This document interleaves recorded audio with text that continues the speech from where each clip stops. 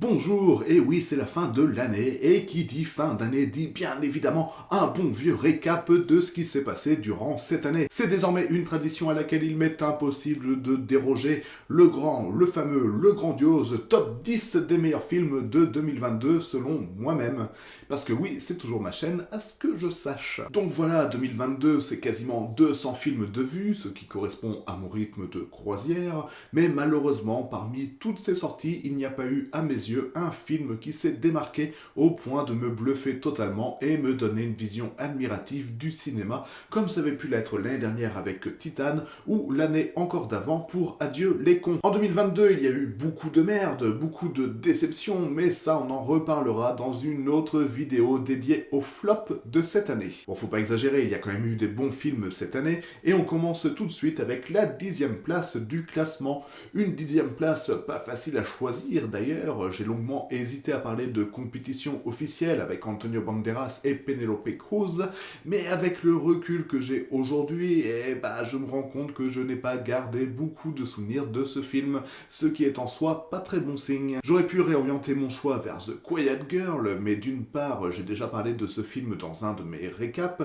et d'autre part, le film n'est pas encore sorti en France. Bref, tout ça pour dire que pour la 10e place, j'ai choisi une comédie française avec Irréductible, le film de Jérôme Commandeur qui réalise ici son second long métrage. Un film dans lequel on va donc retrouver Jérôme Commandeur dans le rôle titre, Laetitia Doche, Pascal Arbillot, Christian Clavier, Gérard Darmon, Valérie Lemercier ou encore le sous-estimé Esteban. On va y suivre la vie de Vincent Pelletier, fonctionnaire de père en fils, et pour qui la fonction publique est on ne peut plus importante, si ce n'est primordiale dans son existence. Malheureusement, alors que Vincent exerce paisiblement à Limoges, une réforme gouvernementale va supprimer son poste aux eaux et forêts, si bien qu'il sera poussé par sa direction à démissionner. Mais comme être fonctionnaire est plus important que tout pour cet homme, il va naturellement refuser de poser sa démission et sera puni en se retrouvant muté dans des endroits de plus en plus extrêmes. Alors oui, il s'agit d'une comédie populaire qui s'appuie sur beaucoup de clichés qui semblent assez faciles, mais la grande force de ce film repose sur son humanité. Jérôme Commandeur a soigneusement évité de perpétuer des clichés inhérents aux comédies françaises. Pas d'humour trop débile, pas de romance trop bidon, rien n'est forcé dans ce film, si bien qu'il s'en dégage une véritable sincérité. Une sincérité qui, à mes yeux, se fait de plus en plus rare dans le cinéma actuel. Et ce personnage de Vincent Pelletier, en apparence lourdeau et bête, s'avère beaucoup plus fin qu'il n'y paraît. Bref, je vous invite à découvrir cette comédie très humaine qui a en plus remporté le Grand Prix du Festival international du film de comédie de l'Alpe d'Huez. Et on continue dans le registre de la comédie française puisqu'en 9e position, on retrouve les vedettes du duo comique Palmachot réunissant Grégoire Ludig et David Marsay accompagnés de leur réalisateur Jonathan Barré. Il s'agit de leur 2e réalisation après le très bon La folle histoire de Max et Léon, et c'est vrai que j'avais un peu hâte de voir ce nouveau film.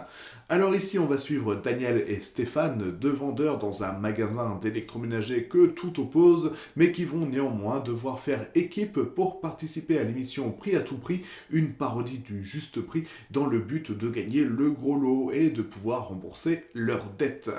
Alors oui, le scénario, on va pas se le cacher, est assez prévisible, et l'écriture n'est pas forcément d'une grande finesse, mais ce n'est pas ça qui fait la force du Palmachot. Ce qui en fait la force, c'est comme dans La folle histoire de Max et Léon, la mise en avant de deux sublimes losers, stupides, naïfs, mais surtout très drôles et attachants. Perso, moi je pourrais les suivre dans leur aventure rocambolesque, tant les situations, les actions, les dialogues, ou encore les réflexions qui touchent à ces personnages sont juste à mourir de rire, avec là encore beaucoup de sincérité et d'humanité.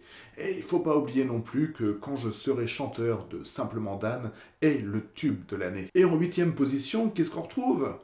Oui, une comédie française, puisqu'on va parler de La revanche des crevettes pailletées, suite du très bon film Les crevettes pailletées, traitant pour faire simple d'une équipe de water-polo gay.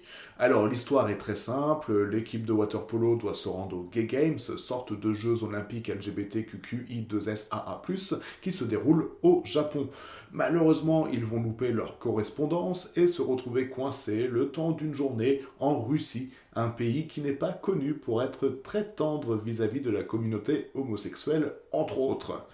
Alors pour moi, ce film s'éloigne quand même beaucoup de la comédie et s'oriente plutôt vers le drame, vu que le film aborde quand même des sujets très graves et malheureusement toujours actuels.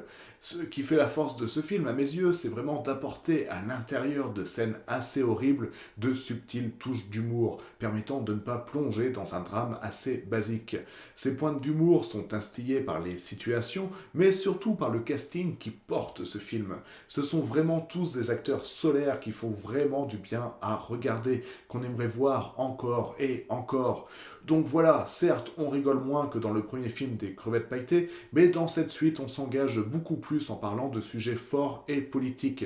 On va même quasiment oublier le water polo au profit de plus de réflexion, au point que ce film parvient à nous faire autant chialer que rigoler. Et ce genre d'ascenseur émotionnel, c'est un peu ce que je recherche au cinéma, donc merci aux crevettes d'être là pour ça. En 7ème position, on va aussi rire et pleurer à la fois avec The Greatest Beer Run Ever de Peter Farrelly, film qui a été diffusé sur Apple TV+, et qui a l'air d'avoir été ignoré par presque tout le monde, vu que je n'ai entendu personne parler de ce film. Pourtant, c'est Peter Farrelly à la réalisation, et depuis qu'il ne fait plus de films avec son frère, et qu'il a eu le Golden Globe et l'Oscar du meilleur scénario pour Green Book, on était quand même en droit de penser qu'il aurait eu un meilleur accueil. En plus, au casting, on retrouve Zac Efron, Russell Crowe et Bill Murray. Le film, quant à lui, est inspiré d'une histoire vraie et suit John Donohue en 1967 qui, un soir, un peu éméché dans un bar new-yorkais, décide de se rendre au Vietnam pour aller offrir de la bière américaine aux gars du quartier qui sont au cœur des combats. Et oui, c'est une idée totalement stupide et il y a bien que les Américains pour avoir ce genre d'idée à la con. Surtout que leurs bières sont vraiment pas bonnes en plus. Bref, le film a pour intérêt de nous montrer un angle original de la guerre du Vietnam, tout en réussissant l'exploit d'être à la fois très critique, mais avec tout de même une once de patriotisme. Et Zac Efron est juste excellent dans son rôle, vraiment touchant de par sa naïveté, mais également par son personnage qui a une très bonne courbe d'évolution et va nous faire passer par de nombreuses émotions. Vraiment, j'ai l'impression que tout le film repose sur lui et à aucun moment il ne déçoit et ça fonctionne parfaitement. Donc voilà, un film injustement zappé qui mérite amplement sa place dans ce top. Et un autre film qui a fait un flop et qui pourtant se retrouve en 6ème position de ce top, c'est 3000 ans à t'attendre de George Miller, réalisateur plus connu pour sa saga Mad Max ou éventuellement Les Sorcières d'Eastwick. Regardez ce film. Donc voilà, on a Tilda Swinton qui joue une spécialiste des contes philosophiques et lors d'une conférence de presse en Turquie, elle achète un flacon dans lequel se cache un djinn joué par Idris Elba. Ce dernier, en bon génie qu'il est, propose 3 vœux à Tilda Swinton. Et oui, désolé, je me souviens plus du tout du nom du personnage qu'elle interprète, donc ça restera toujours Tilda Swinton. Et Tilda Swinton, donc, en tant que spécialiste des contes, ne va pas se laisser duper par cette proposition, sachant que les vœux et les djinns, ça tourne souvent très mal. Ce djinn va alors raconter 3 histoires de son passé pour lui expliquer qui il est vraiment et comment il s'est retrouvé prisonnier de son flacon. Et c'est un super moment de cinéma, comme ça faisait longtemps que je n'en avais pas vécu. Alors oui, les effets spéciaux et numériques ont l'air de dénoter, mais franchement, je trouve que cet aspect que certains diront à louper colle parfaitement au film et lui rajoute une touche de bizarrerie et de fantastique. Le tout au final nous donne un conte moderne, résolument merveilleux, qui fait vraiment du bien et des notes par rapport aux blockbusters actuels. Et puis ça fait du bien de voir George Miller se faire plaisir en dehors de la franchise Mad Max. Bon, dommage que le film n'ait rapporté que 16 millions de dollars pour un budget de 60 millions. Et si ça, c'est pas la preuve que les gens n'ont pas de goût. On arrive à la 5ème place, et à cette 5ème place, on retrouve Amsterdam, dont j'ai déjà parlé dans mon dernier récap du mois de novembre. Alors, il s'agit encore d'un film qui a fait un flop au box-office, ayant rapporté à peine 30 millions de dollars pour un budget de 80 millions. Et pourtant, le casting est fou, avec 3 acteurs principaux de haute volée, à savoir Christian Bale, Margot Robbie et John David Washington. 3 acteurs quand même bankable, et qui vont de surcroît rencontrer des seconds rôles tenus par des gens comme Anya Taylor-Joy, Chris Rock, Zoe Saldana, Robert De Niro, qui fait ici une de ses meilleures performances depuis un certain temps, Taylor Swift, Mike Myers ou encore Rami Malek. Un casting 5 étoiles au service d'une intrigue qui se montre visiblement trop alambiquée pour convaincre. Le synopsis est plutôt simple, 3 amis sont témoins d'un meurtre et deviennent eux-mêmes des suspects. Mais en étant témoins de ce meurtre, ils rentrent dans un complot qui les dépasse totalement, touche les plus hautes sphères de l'État et qui en plus s'avère avoir vraiment existé. On rajoute à ça une narration axée sur des flashbacks et c'est vrai qu'on a de quoi se perdre par instant. Mais j'ai trouvé ça très réjouissant de me retrouver par instant paumé. C'est pas du David Lynch non plus, mais ça faisait longtemps qu'un film américain qui se veut grand public ne m'avait pas laissé réfléchir à peu par moi-même au lieu de tout expliquer constamment. Bref, on rajoute à ça une mise en scène très bonne et dynamique et on a un film particulièrement enthousiasmant. Nous voilà déjà aux marches du podium et en 4e place, je vous parle d'un autre film que j'ai déjà évoqué dans mes récaps, à savoir La Maison, un ensemble de 3 sketchs en animation sortis sur Netflix au mois de janvier. Rien à voir donc avec l'adaptation du roman d'Emma Becker. Ici, on a 3 histoires ayant pour point commun la même maison. 3 histoires réalisées par des réalisateurs différents, en stop motion, mais tous dans des styles différents. Globalement, la première et la deuxième histoire sont des réussites à mes yeux, en proposant chacun des univers très particuliers, alternant entre le glauque, le sombre, le bizarre, mais aussi la folie, et finalement une certaine forme de réjouissance.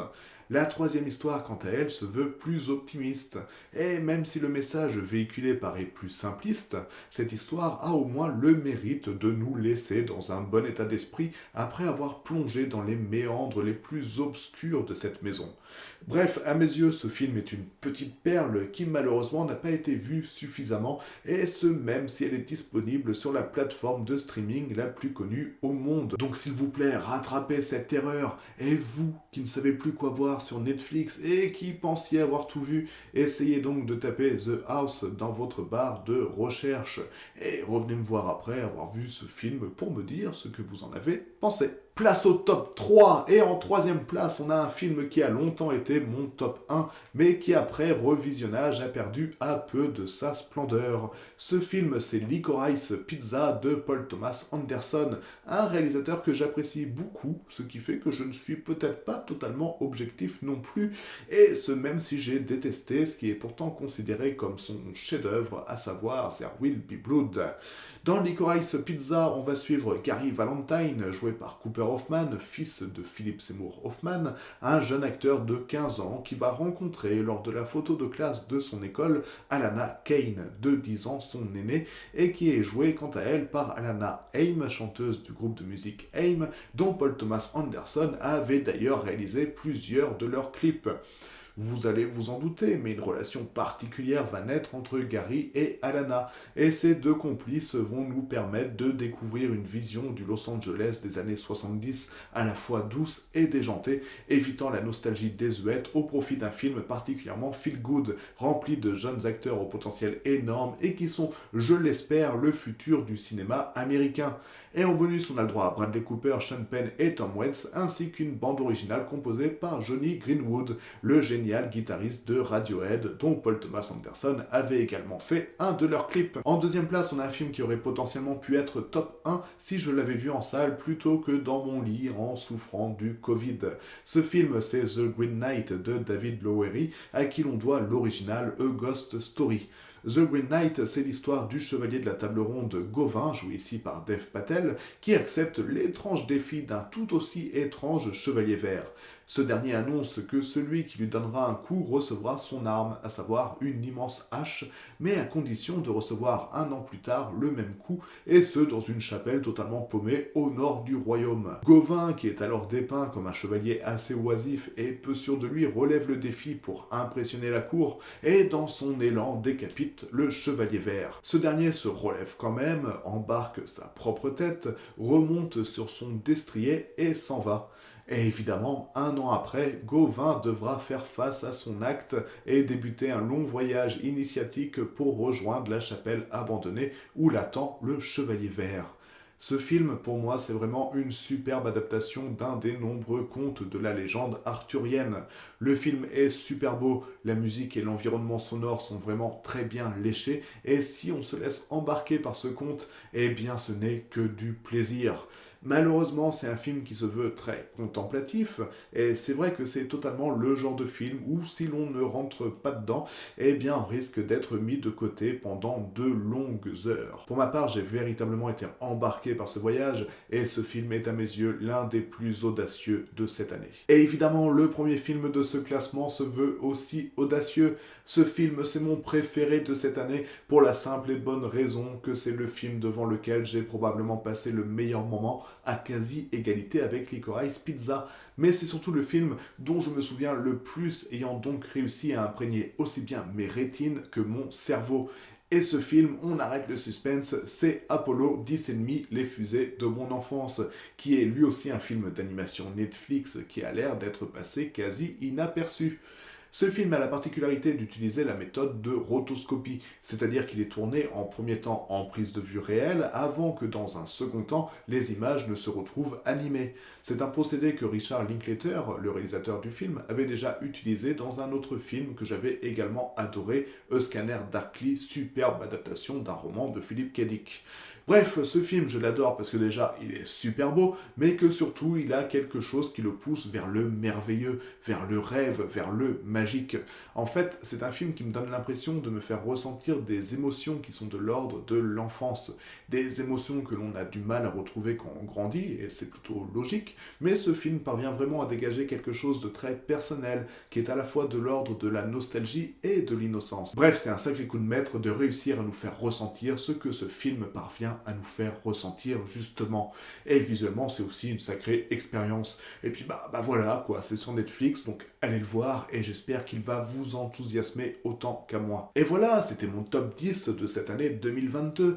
Un top qui, je l'espère, vous a plu, mais ce que j'espère encore plus, c'est qu'il vous a donné envie de voir ou de revoir les films dont je parle. N'hésitez pas à me laisser en commentaire votre propre top, je suis assez curieux de voir ce que je pourrais découvrir comme film de qualité. Et sinon, sans aucune transition, eh bien, je vous souhaite un joyeux Noël, et on se retrouve très vite pour le flop 10 de cette année. Bisous.